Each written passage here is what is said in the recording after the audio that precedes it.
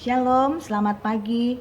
Mengucap syukur atas kasih karunia Tuhan, semalam boleh berlalu dan pagi ini kita boleh bangun kembali untuk menikmati hari baru dan berkat baru yang sudah Tuhan persiapkan bagi kita, yang boleh kini kita nikmati bersama dengan keluarga kita tercinta. Sebelum kita memulai aktivitas kita hari ini, baiklah kita boleh merenungkan firman Tuhan. Bacaan Alkitab bersama pada hari ini sudah sampai pada kitab 1 Tawarik pasal 8 sampai dengan pasal 10. Yang akan kita renungkan diambil dari 1 Tawarik pasal 10 ayat 13 sampai dengan 14. Demikianlah Saul mati karena perbuatannya yang tidak setia terhadap Tuhan.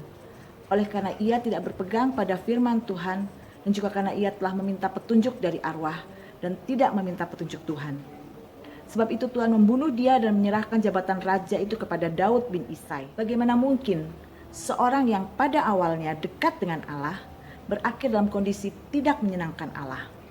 Di akhir hidupnya Allah menarik kembali rohnya dari Saul. Putus hubungan antara Allah dan Saul. Bahkan di kitab 1 Samuel pasal 15 ayat 11 dikatakan, Tuhan menyesal telah menjadikan Saul sebagai raja, sebab dia telah berbalik daripada aku dan tidak melaksanakan firman-Ku. Bukan hanya itu saja, bahkan dalam kedudukannya sebagai seorang raja, Saul mengakhiri jabatannya dengan sangat mengenaskan. Dikatakan pada kitab 1 Tawarik pasal 10 ayat yang keempat, Saul bunuh diri karena dia tidak mau ditangkap hidup-hidup oleh musuhnya. Dia tidak mau dipermalukan oleh mereka. Waktu itu sudah merupakan suatu kebiasaan. Sebagai bukti keberhasilan dalam perang, maka raja yang menang akan mengarak tawanannya. Apalagi bila yang berhasil ditawan adalah seorang raja. Raja yang kalah akan diperlakukan secara hina dan memalukan. Tapi kita lihat, walaupun setelah Saul mati, orang Filistin tetap saja mempermalukan dia. Kepalanya dipancung dan diarak kemana-mana untuk menjadi tertawaan dan hinaan penduduk musuh. Sedangkan mayatnya digantung di tembok kota. Jadi walaupun Saul sudah tidak dapat merasakan perbuatan sadis orang Filistin, tetap saja perlakuan tersebut merendahkan statusnya sebagai raja. Apa yang dapat kita pelajari dari kisah kehidupan Raja Saul ini? Kalau kita flashback, Saul dipilih bangsa Israel karena karakter lahiriahnya. Dalam 1 Samuel pasal 9 ayat 2 dikatakan bahwa Saul adalah seorang anak laki-laki dari suku Benyamin. Seorang muda yang elok rupanya dan tidak seorang pun dari antara orang Israel yang lebih elok daripadanya. Dari bahu ke atas dia lebih tinggi daripada setiap orang sebangsanya. Sehingga pada saat pemilihan raja pertama Israel, Samuel menyuruh semua suku Israel untuk keluar dan berdiri di hadapan Tuhan. Saul lah yang paling terlihat karena tinggi badannya. Saul dipilih secara aklamasi oleh bangsa Israel. Saul memulai tugasnya sebagai raja dengan baik. Ketika Samuel mau mengurapinya menjadi raja, dengan rendah hati Saul bertanya, mengapa ia yang dipilih? Dia sadar bahwa dirinya berasal dari suku yang kecil. Tetapi kesalahan apa yang dilakukan oleh Saul? Yang pertama yang bisa kita pelajari adalah Saul tidak sabar menunggu waktu Tuhan dan mengandalkan diri sendiri.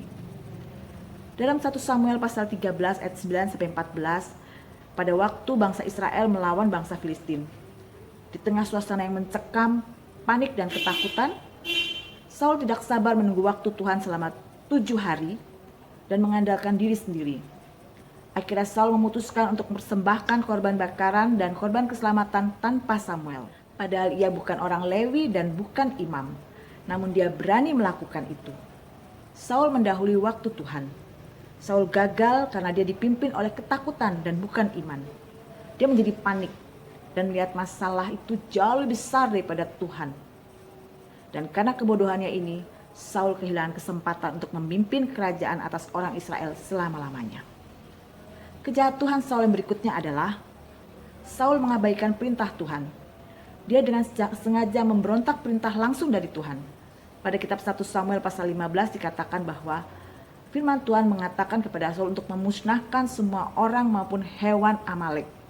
Tetapi Saul malah menyelamatkan Agag raja Amalek dan kambing domba yang bagus-bagus. Saul dengan sengaja memberontak perintah langsung dari Tuhan. Bukan karena Saul tidak mengerti perintah Tuhan, ataupun kehendak Tuhan dinyatakan dengan kurang jelas. Tuhan secara spesifik dan jelas mengatakan bahwa semua orang Amalek, bahkan ternak sekalipun, harus ditumpas. Saul tahu apa yang Tuhan maksud, tapi dia tidak peduli. Yang dia pedulikan hanya dirinya sendiri. Kejatuhan Saul berlanjut. Saul tidak merasa bahwa dia berdosa. Pada 1 Samuel pasal 15 ayat 20 sampai 21 dan ayat 24. Pengakuan dosa Pak Saul. Pengakuan dosa yang disertai dengan kata tetapi.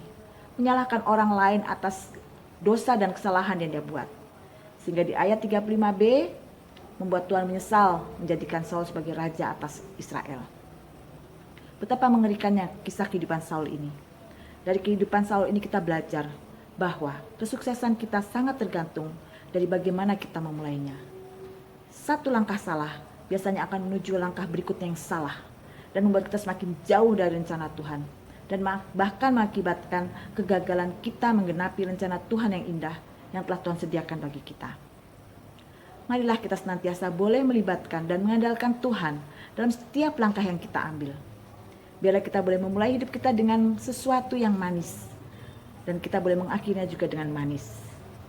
Dalam 2 Timotius pasal 4 ayat 7 dikatakan bahwa aku telah mengakhiri pertandingan yang baik.